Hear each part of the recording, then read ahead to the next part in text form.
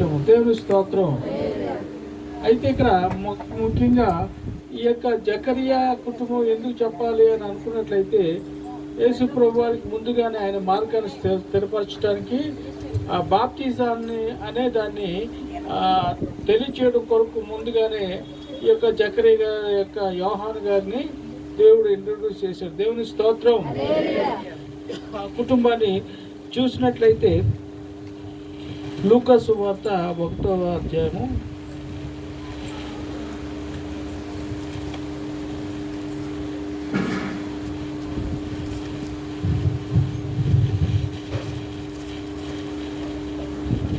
మధ్యలో ఉన్న ఫ్యామిలీతో చదువుతుందండి.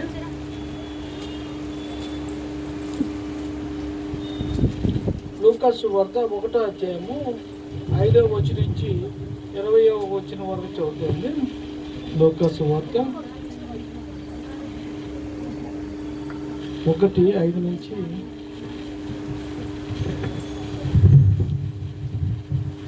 లూకా సువార్త 1వ అధ్యాయం 5 నుంచి 20 వరకు.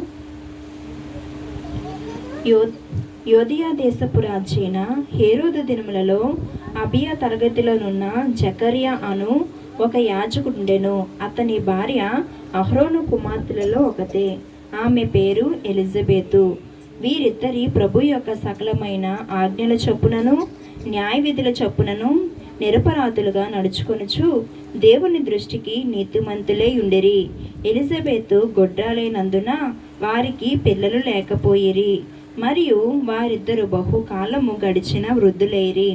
జకరియా తన తరగతి క్రమము చొప్పున దేవుని ఎదుట యాజక ధర్మము జరిగించుచుండగా, యాజక మర్యాద చొప్పున ప్రభు ఆలయంలోనికి వెళ్ళి ధూపము వేయుటకు అతనికి వంతు వచ్చెను. ధూప సమయమందు ప్రజల సమూహమంతయు వెలుపల ప్రార్థన చేయుచుండగా, ప్రభు దూత ధూపవేదిక కుడివైపున నిలిచి అతనికి కనబడగా, జకరియా అతన్ని చూచి తొందరపడి భయపడిన వాడయ్యను. అప్పుడు ఆ దూత అతనితో, జకరియా, భయపడకుము, నీ ప్రార్థన వినబడినది. నీ భార్య అయిన ఎలిజబెతు నీకు కుమారుని కనును. అతనికి యోహాను అను పేరు పెట్టుదువు. అతడు ప్రభు దృష్టికి గొప్పవాడై ద్రాక్షారసమైనను మద్యమైనను త్రాగక తన తల్లి గర్భమున పుట్టినది మొదలుకొని పరిశుద్ధాత్మతో నిండుకున్నవాడై ఇశ్రాయేలులో అనేకులను ప్రభువైన వారి దేవుని వైపునకు త్రిప్పును. మరియు అతడు తండ్రుల హృదయములను పిల్లల తట్టునకు అవధేయులను నీతిమంతుల జ్ఞానమును అనుసరించుటకు త్రిప్పి, ప్రభువు కొరకు ఆయత్తపడి ఉన్న ప్రజలను సిద్ధపరచుటకే ఏలి యొక్క ఆత్మయు శక్తియు గలవాడే ఆయనకు ముందుగా వెళ్ళును. గనుక నీకు సంతోషమును మహా ఆనందమును కలుగును. అతడు పుట్టినందున అనేకులు సంతోషించుదరనెను. జకరియా, ఇది నాకెలాగూ తెలియను, నేను ముసలివాడను, నా భార్యయు బహుకాలము గడిచినదని ఆ దూతతో చెప్పక, దూత, నేను దేవుని సముఖమందు నిలుచు గాబ్రియేలును, నీతో మాట్లాడుటకును ఈ సువార్తమానము నీకు తెలియుటకును చెప్పబడి తిని. వాటిని నమ్మలేదు గనుక ఈ సంగతులు జరుగు దినము వరకు నీవు మాట్లాడక మౌనమై ఉందువని అతనితో చెప్పెను. ఆమేన్. దేవుని స్తోత్రం. అయితే ఇక్కడ ప్రత్యేకించి మనం చూసినట్లయితే జకరియా గారు, ఎలిజబెత్ గారు, తర్వాత వారి యొక్క కార్యక్రమ విధానం ఏంటంటే, సంవత్సరానికి ఒకసారి వాళ్ళకి ఇక్కడ ఏంటంటే సంవత్సరానికి ఒకసారి సంఘానికి వచ్చి సంఘంలో వారు మరి ఆ యొక్క టైం వచ్చేటప్పుడు వారు యొక్క సంఘంలో వారికి ఇచ్చిన క్రమం చొప్పున వారు ఆచరించాలన్నమాట. దేవుని స్తోత్రం. మరి ఇక్కడ చెప్పాలంటే ఇశ్రాయేల్ ప్రజలకు 12 గోత్రాలు ఉంటాయి.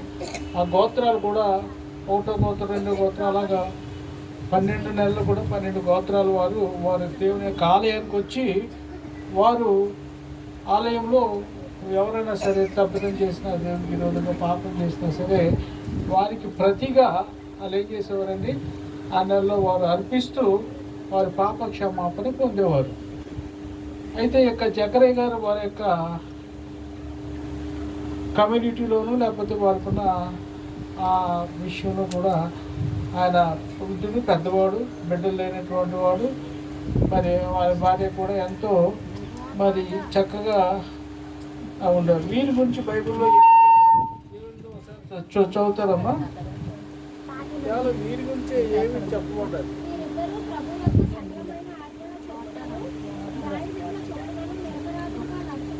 చూడమ్మా. ఇక్కడ ఒకసారి ఇక్కడ ఏటేటము చదువుతాం 4 నాకు చెప్పండి. ఒకటి, వీరిద్దరు ప్రభు యొక్క, వేరే యొక్క కాదు, కానీ చాలా మంది చాలా యాక్టివిటీలో రకరకాలుగా ఉంటారు, కానీ వీరి గురించి ప్రభు యొక్క, దేని యొక్క అమ్మ, ప్రభువుని ఇచ్చిన ప్రభు యొక్క ఆ యొక్క ఆచరణ బట్టి వాటి గురించి ఎంతో నిక్కచ్చిగా ఉండేవారు అన్నమాట. దేవుని స్తోత్రం. ఎవరండి? జకరియా. ఎన్ని సంవత్సరాలు ఉన్నట్టు వాళ్ళు? మన కళ్ళ ముందు కేవలం 100 సంవత్సరాలు వృద్ధులు అయిపోయారు అన్నమాట. ఇంకా బిడ్డల కళలు ఏంటి వారిగా ఉన్నారు. దేవుని స్తోత్రం. ఇంకేం రాస్తున్నారమ్మా? దేవుని యొక్క సకలమైన ఆజ్ఞలు. మనం ఒక ఆజ్ఞ పాటించడానికి చాలా కష్టపడుతూ ఉంటాం. మీరైతే ఏముందమ్మా? దేవుని యొక్క సకలమైన ఆజ్ఞలు. కాబట్టి కేవలం ఏదో ఒకటి ఆదివారం దినం గుడికి వచ్చేస్తున్నాను, మరి నాకన్నా గొప్ప వాళ్ళు ఇంకో లేరు అని అంటానికి దినం లెగాల, ప్రార్థన చేయాలా, దేవునికి ఇష్టడుగా మరి బ్రతకాలా, జీవించాలా, ఇతరుల కొరకు బ్రతకాలా, దేవుని కొరకు బ్రతకాలా, మంచి సాక్షిగా ఉంటూ మరి అన్ని విషయాల సకలమైన చెప్పడమా.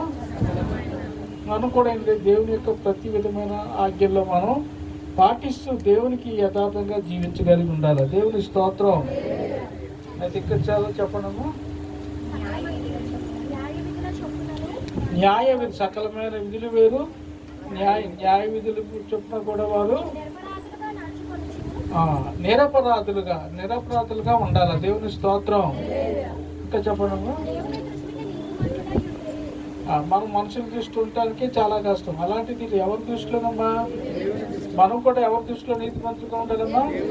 దేవుని దృష్టి. అప్పుడు మనం దేవుని దగ్గర నుంచి ఏదైనా సరే మనం ఎదురు చూడవచ్చు. ప్రభు, నీ ఎదుటి ఎంత చక్కగా నేను జీవిస్తున్నాను కాబట్టి ప్రభు నువ్వు నాకు ఏదన్నా మేలు చేయి ప్రభు అని చెప్పేసి మనం అడగవచ్చు. మనం ఎలా కూడా బ్రతికంతా కూడా సాతానుతో బ్రతికేస్తూ ఉంటాం.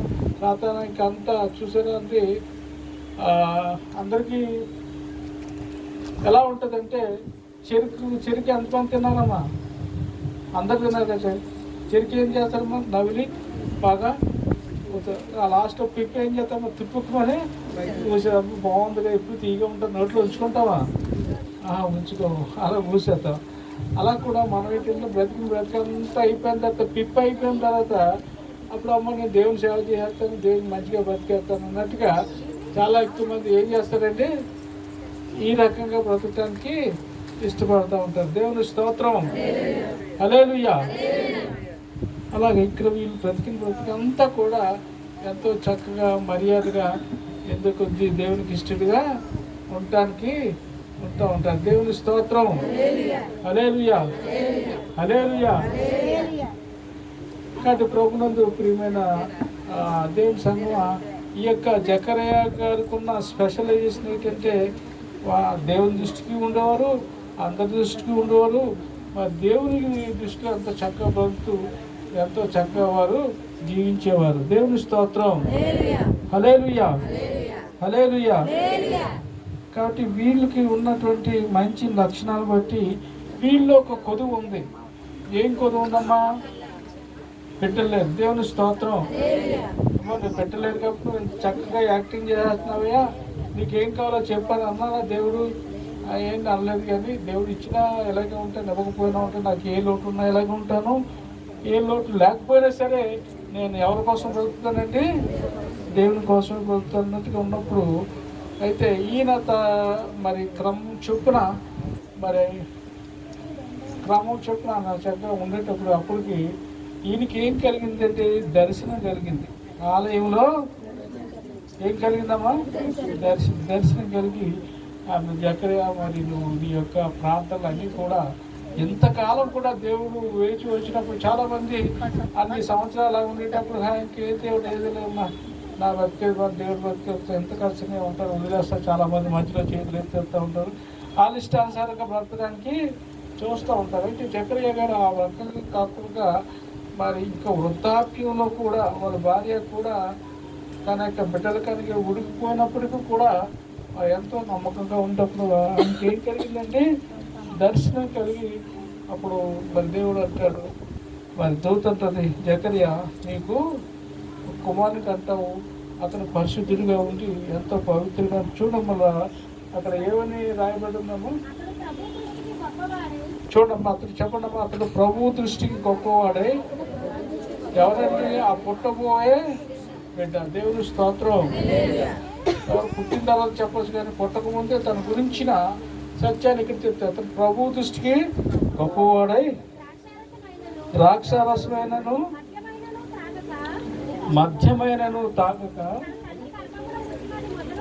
తన తల్లి పుట్టినది మొదలుకొని గర్భమున పుట్టినది మొదలుకొని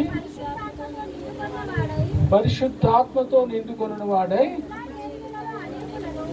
ఇశ్రాయేలులో అనేకులను దేవుని స్తోత్రం. ప్రభు అయిన వారిని మిగతా వారిని కూడా దేవుని వైపు చూడండి. ఇక్కడ ఉన్న పరిశుద్ధ మంచి పుట్టక ముందే అతనికి ఏం కలిగి ఉన్నాడమ్మా? పరిశుద్ధాత్మ కలిగిన వాడే. దేవుని స్తోత్రం. హల్లెలూయా, హల్లెలూయా. అయితే బైబిల్లో ఎక్కడ ఉంటుంది? యేసు ప్రభువును యోహాను కూడా ఒక సందర్భంలో కలుసుకుంటారు. ఏ సందర్భంలో కలుసుకుంటారమ్మా చెప్పగలరా? గర్భంలో ఉన్నప్పుడు కలుస్తారు. రెండోది యేసు ప్రభు వారికి బాప్టిస్ట్ ఇచ్చినప్పుడు కూడా రెండు సందర్భాల్లో కలుస్తారు. దేవుని స్తోత్రం. హల్లెలూయా. చూడండి, యేసు ప్రభు గర్భంలో కలిసినప్పుడు చూడండి, ఎలిజబెత్ మరియా ఎలిజబెత్ దగ్గరికి వెళ్ళినప్పుడు అక్కడ ఉంటుంది. దేవుని స్తోత్రం. హల్లెలూయా. కాబట్టి అంతా చక్కగా పరిశుద్ధాత్మతో నిండుకొని వాడై దేవుని యొక్క రక్షణ కొరకు, దేవుని యొక్క రక్షణ సువార్తను ప్రకటించడానికి ఆయన ప్రకటింపబడినప్పుడు కూడా ఎంతో చక్కగా ఉంటుంది. కానీ ఇక్కడ మనం చూసినట్లయితే ఇక్కడ ముసలి వాళ్ళు అయిపోయినప్పుడు కూడా దేవుడు అక్కడ వారికి ప్రత్యక్షం, అయ్యా నీకు కుమారుడు పుట్టారు కంటే, అయ్యా నాకు నా భార్యకి మరి ఉడికిపోయింది, మేము ముసలి వాళ్ళు మా పిల్లలు పుట్టరు అని అంటే, లేదే నువ్వు ఎంత చెప్పినా సరే నువ్వు నమ్మట్లేదు కాబట్టి పుట్టే వరకు కూడా నువ్వు మాటలు రావన్నట్టుగా చెప్తే అన్నమాట. అప్పుడు ఇతను ఆ దర్శనాన్ని చూసి బయటకు వచ్చి ఎవరితో కూడా ఏమి మాట్లాడలేని పరిస్థితిలో ఉంటాడు. అయ్యో ఇతనికి ఎక్కడ ఆలయంలో మా దర్శనం వచ్చిందేమో అన్నట్టుగా అందరూ విడిచిపెడతారు, కానీ అతను మోగమైతే ఉంటాడు. అయితే యేసు ప్రభు వారి కంటే 6 నెలలు ముందుగా పుట్టిన ఈ యొక్క జకర్యా గారు ఆయనకి ఏం పేరు పెట్టదని చెప్పేసినప్పుడు ఒక పలక తీసుకొచ్చినప్పుడు ఆ పలక మీద యోహాను అని రాస్తాడు. ఆ పేరు పుట్టక ముందే మరి ఆ యొక్క దేవుని యొక్క దర్శనంలో చెప్పడం జరుగుతుంది. యోహాను అని పేరు పెట్టారు. దేవుని స్తోత్రం. కాబట్టి ఎప్పుడైతే ఆ పేరు అందరూ అంటారు, ఇలాంటి పేరు మీ ఇంట్లో కానీ ఎక్కడ కూడా ఎవరు లేరయ్యా, ఎందుకు ఇలాంటి పేరు పెట్టావంటే, అతను అప్పుడు పేరు పెట్టి పలికినప్పుడు అప్పుడు తిరిగి మాట అప్పుడు స్వచ్ఛంగా అందరూ, అయ్యా నేను మరి నా యొక్క తరగతి చొప్పున నేను మరి అక్కడ ఆలయంలోకి వెళ్ళినప్పుడు నాకు కలిగిన దర్శనం ఇది, దేవుడు నాకు ఇచ్చిన బిడ్డ ఇది అని చెప్పి చెప్తాడు. అప్పుడు ఎలిజబెత్, అయ్యో నాలో ఉన్న అవమానాన్ని, ఏంటంటే అవమానం, బిడ్డలు కలగలేని అవమానాన్ని దేవుడు నాకు బిడ్డనిచ్చాడు. దేవుని స్తోత్రం. ఆ బిడ్డ కూడా ఏంటంటే దేవుని యొక్క పని నిమిత్తము ప్రత్యేకము పడి దేవుడు నాకు ఇచ్చాడని చెప్పి అంతగా ఉంటుంది. దేవుని స్తోత్రం. కాబట్టి యేసు ప్రభువు పుట్టే ముందు ఇక్కడ జరిగినట్లు. రెండవది ఏంటంటే, ఒకటి ఆల్మోస్ట్ 100 సంవత్సరాలు దాటిన తర్వాత పుట్టిన బిడ్డ. రెండోది ఏంటంటే, అసలు వివాహం ఇంకా కాబోతుందని ప్రదానం చేయబడే సమయానికి మరి ఇంకొకరు ఎవరండి? మరియా. దేవుని స్తోత్రం. ఒకరు మరి కడు వృద్ధురాలు, బిడ్డ కన్నది. ఒకరు వివాహం ఇంకా అవ్వలేదు, ప్రదానం చేయబడకముందు పురుషుని ఎరిగినది అన్నట్టుగా మనం చూడమ్మ మాట ఎక్కువ చదవండి.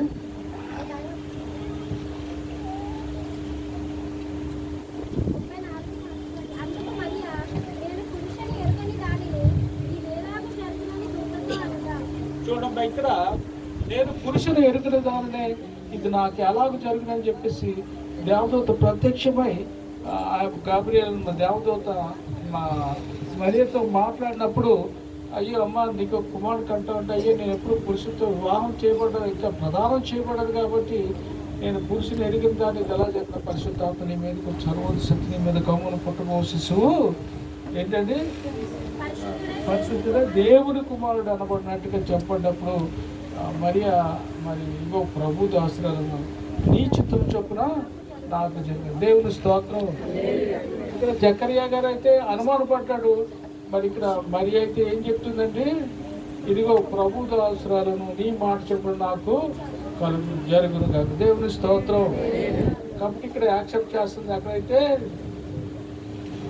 యోహాన్ గారు అయితే జకరియా అయితే అనుమానం పడుతున్నాడు. అయ్యో అనుమానం లేదు, అబద్ధం లేదు, నేను దేవుని యొక్క ప్రత్యక్షంగా ఉండి చూస్తున్నాను. కానీ అతను కూడా టెస్ట్ పెట్టింది. ఏం టెస్ట్ అమ్మా? మరి అతను మోగువాడే ఉంటాడు. పుట్టిన తర్వాత నువ్వు చూసి ఆ కుమారుని ఆ పేరు పెట్టినప్పుడు మాత్రమే నీ యొక్క నోరు వస్తుందని నేను చెప్తాను. చూడండి, ఇక్కడ ఒక ఎక్స్ట్రీమ్ కడుగు ఉత్తరాలు దేవుడు పెట్టి ఇచ్చాడు. రెండోది ఏంటంటే వివాహం అనేది పురుషుని ఎరగకుండా నుంచే ఆ బిడ్డని కనడం జరిగింది. దేవుని స్తోత్రం. దేవుడికి కన్నా సమస్తం కూడా సాధ్యమే. దేవుని స్తోత్రం. కాబట్టి మన జీవితంలో మనం కూడా ఎప్పుడు కూడా అనుమానం, దేవుడు నా పక్షం ఉండగా నాకు విరోధం ఎవరు? దేవుడే నాకు సమస్తాన్ని కూడా చేయగలడు. దేవుని స్తోత్రం. హల్లెలూయా, హల్లెలూయా. కాబట్టి ఇక్కడ మరి మరియా యోసేపుని చూస్తున్నాం. అయితే యోసేపు ఇంకో చోట ఉంటే చూడండి, యోసేపు అవమాన పడిచి ఆమెకు విడిచిపెట్టాలని ఆలోచన చేస్తుండగా దర్శనం మంది దేవుని వల్ల కలిగిందని అన్న మాట చూడడం అయిపోయింది. అక్కడ యోసేపు మరి అవమానపరచకుండా ఆ విడిచిపెడదామన్న ఆలోచన చేస్తుండగా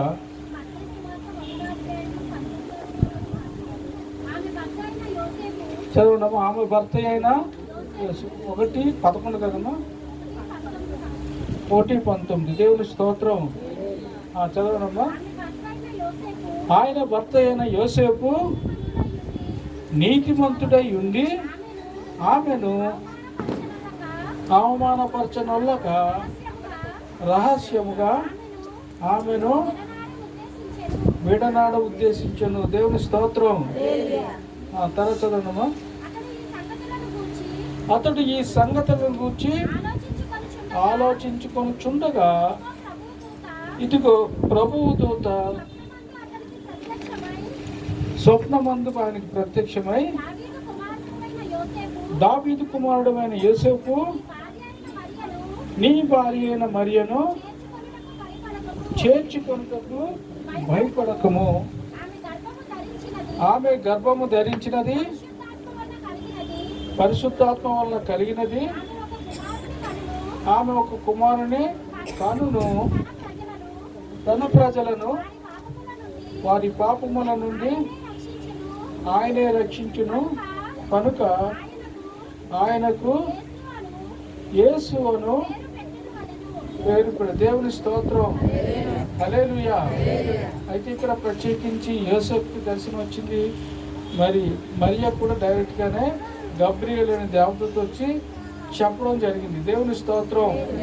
ఈ ప్రకారంగా ప్రాముఖ్యమైన వ్యక్తులు మరి ఇక్కడ యేసు ప్రభు జన్మించాలంటే మరి మరియ కావాలా? యేసు ప్రభుని ముందుగానే బాప్తిసం ఇవ్వడానికి ఎవరు కావాలండి? యోహాను గారు కావాలా? మరి యేసు ప్రభు వారు మరి తన తల్లిదండ్రులు కావాలి కాబట్టి మరియా యోసేపు కూడా కావాలి. దేవుని స్తోత్రం. అయితే వీళ్ళందరూ కూడా సైలెంట్ సపోర్టర్స్ అన్నమాట. సైలెంట్గానే బాహాటంగానే యేసు ప్రభు జన్మించడానికి ఎవరు సహకరించారండి? యేసు ప్రభు జన్మించడానికి మరియా, యోసేపు వారిద్దరు కూడా సపోర్ట్ చేశారు. అలాగే యేసు ప్రభు యొక్క సువార్త ప్రకటన కొరకు, బాప్తిసముల కొరకు బాప్తిస్ము యోహాను తల్లిదండ్రులు ఎవరంటే జకరియా.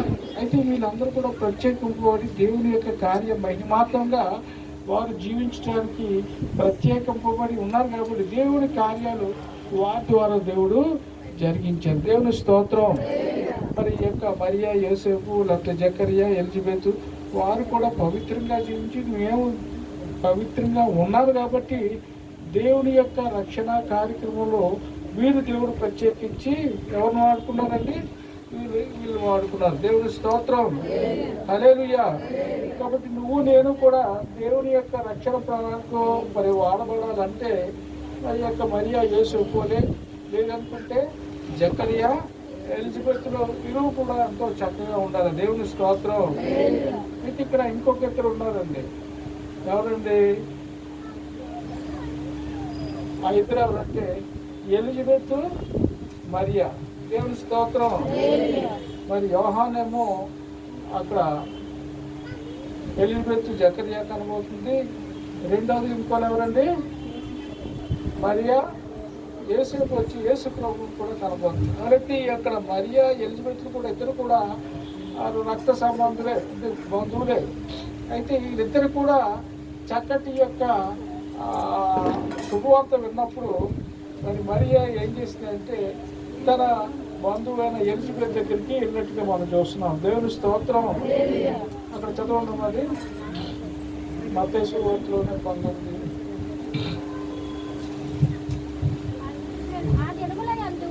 చెప్పండి అమ్మా. ఆ దినముల యందు మరియ లేచి యూదా ప్రదేశములో కొండ సీమల యందున్న ఒక ఊరికి త్వరగా వెళ్ళి జకరియా ఇంటిలో ప్రవేశించి ఎలిజబెత్కు వందనములు చేసెను. దేవుని స్తోత్రం. హల్లెలూయా. చదవండి. ఎలిజబెత్ మరియ యొక్క వందన వచనము వినగానే ఆమె గర్భంలో ఉన్న శిశువు గంతులు వేసెను. దేవుని స్తోత్రం. హల్లెలూయా. అయితే ఇక్కడ యోహాను గారు ఎంత భక్తిపరుడు అంటే మరి యేసు ప్రభు వారి బాహాటంగా కలుసుకోకముందు ఇద్దరు కడుపుల్లో ఉన్నప్పుడే యేసు ప్రభు వారి యొక్క ఆ మాటలో ఆ వచనాన్ని చూడగానే ఆలకించగానే ఆ కడుపులో ఉన్న ఆ యొక్క యోహాను గారు ఏం చేస్తున్నారంటే గంతులు వేసి దేవుని స్తుతిస్తున్నారు. దేవుని స్తోత్రం. మనకంటే అలాంటి గొప్ప భాగ్యం కలదు. కానీ మనం కూడా ఏంటంటే సంఘంలోకి వచ్చి దేవుని యొక్క వాక్యం విన్నప్పుడు మనం కూడా ఏం చేయాలమ్మా? గంతులు వేయాలి. దేవుని స్తోత్రం. మన ఎదురు గంతులు వేయలేము కానీ ఎవరు గంతులు వేయలేరు. కానీ దేవుని స్తుతిస్తూ హృదయాంతంలో ఉన్న ప్రభువుని బట్టి ఏం చేయాలండి? ప్రభువుని మహిమపరచాలి. దేవుని స్తోత్రం. ప్రభు నువ్వు ఎంత గొప్పవాడు దేవుడు. నీ యొక్క వాక్యము నా హృదయంలో పడినప్పుడు ప్రభు నేను యొక్క వారం అంతా కూడా ఎంతగానో ఆశతో ఎదురు చూస్తున్నాను ప్రభు. ఇప్పుడు ఎదురు చూస్తున్నావు ప్రభు. నీ వచనం నా హృదయంలో పడినప్పుడు నేను ఎంతగానో ఏం చేస్తున్నానండి? ఆనందిస్తున్నాను ప్రభు. నాకు ఎంత గొప్ప భాగ్యాన్ని ప్రభు నువ్వు నాకు కలుగు చేసావని చెప్పి మనం ఏం చేయాలి? దేవుణ్ణి మహిమపరిచేవారుగా మనం ఉండగలిగి ఉండాలి. దేవుని స్తోత్రం. హల్లెలూయా. హల్లెలూయా. అయితే మన యొక్క క్రిస్మస్ ద్వారా ముందుగా ఈ యొక్క మాటలు చెప్పాలని నేను ఆశించాను. ఎవరి గురించానమ్మా?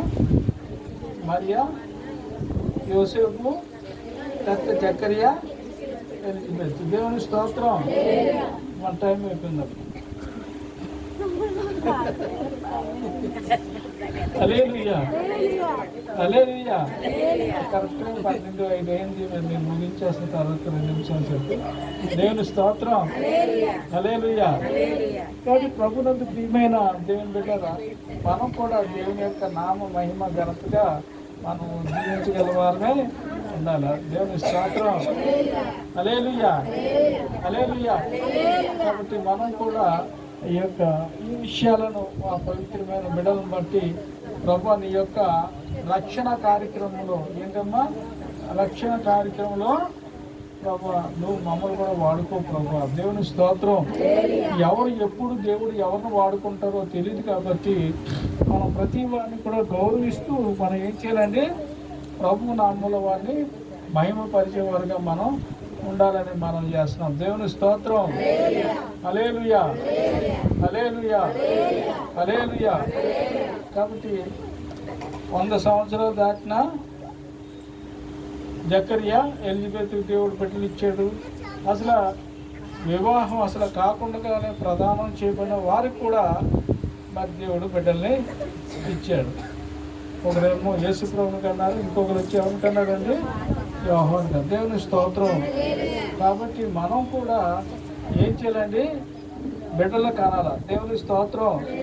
అయ్యో మాకు అలాంటి పరిస్థితులు ఏముంది, ఏంటి మిమ్మల్ని ఈ టైంలో బిడ్డలు కనాలంటే మనం కనలేము. కానీ మనం కూడా ఆధ్యాత్మికంగా ఏం చేయాలండి? బిడ్డల్ని కనాలి. దేవుని స్తోత్రం.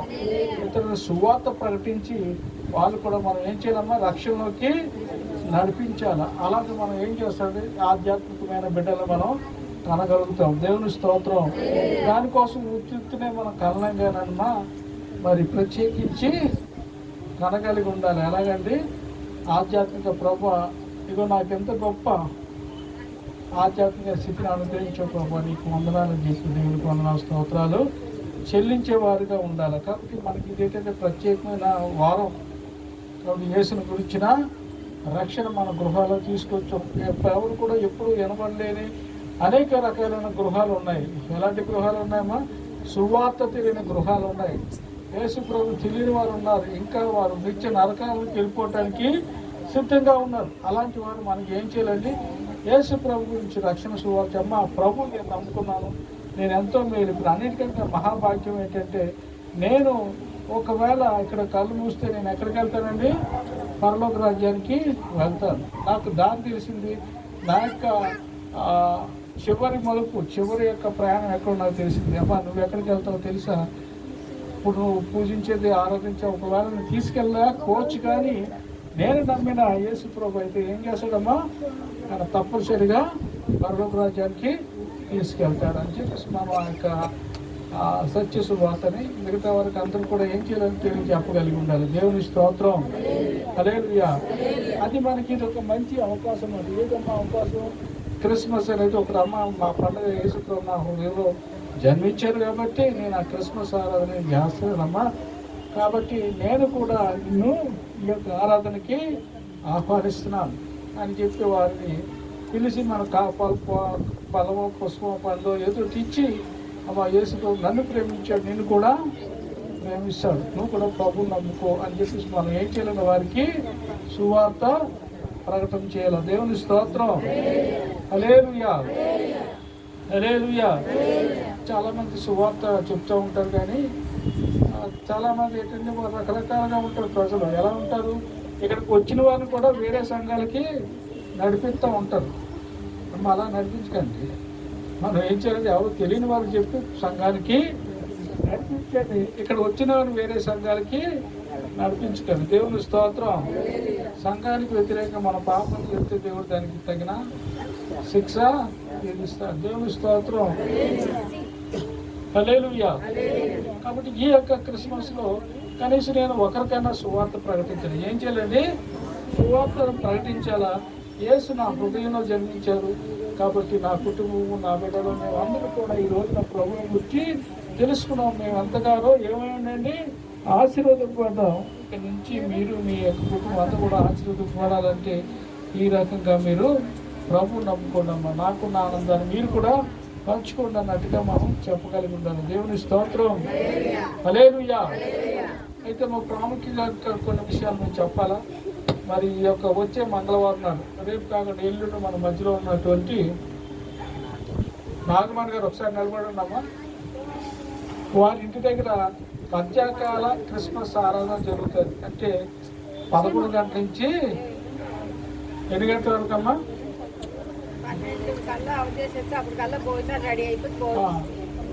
11-12 గంటలకల్లా భోజనం రెడీ అయిపోతే మరి చిన్న ప్రార్థన చేసుకొని క్రిస్మస్ ఆరాధన చేసి మరి భోజనం మరి అందరి సంఘం అంతా కూడా రావాలని చెప్పేసి మరి ఆహ్వానిస్తున్నారు. మరి మా నాగమణి గారు ఒకసారి అనగా కింద చూడమ్మా, ఆవిడే నాగమణి గారు.